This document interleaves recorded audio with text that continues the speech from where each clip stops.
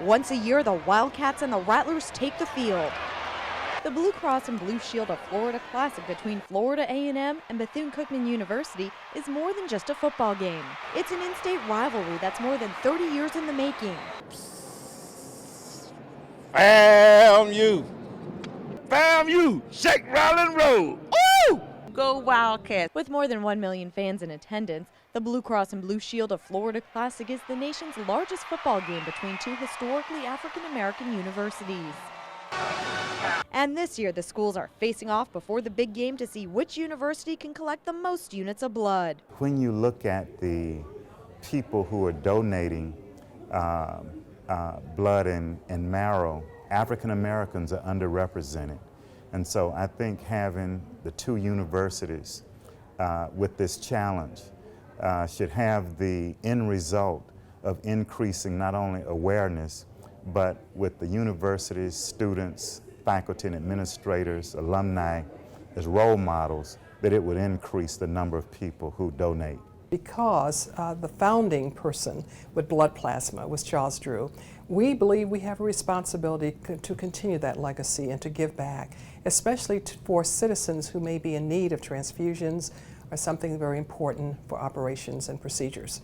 We want our students to go out and be great citizens, and what a better way than to give blood.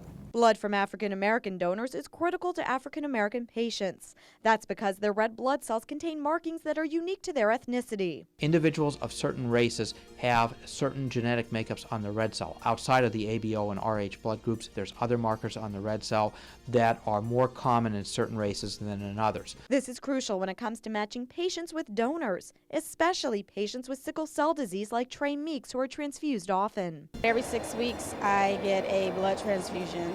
So I really depend on the Florida Blood Centers to live. Because I've had so many transfusions, I've built up several antibodies to blood.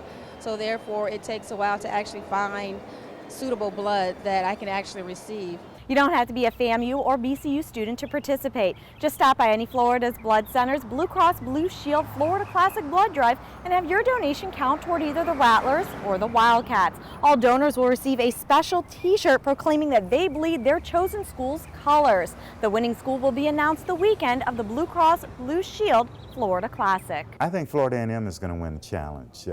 Our students have been very socially conscious for many years, and to have the opportunity to join with Bethune-Cookman University in an effort as important as this, I think it's going to be extra motivation for our students to come out and win yet again. I bleed maroon and gold, and actually blood, the color of it when it comes out and it's touched by air, is closer to the colors of Bethune-Cookman University than FAMU. So we want everyone to give blood. Regardless of who wins the Blue Cross and Blue Shield of Florida Classic Challenge, the real winners are the patients in our local hospitals who will receive the blood collected. I'm Nancy Gay for Florida's Blood Centers, where local heroes are saving lives.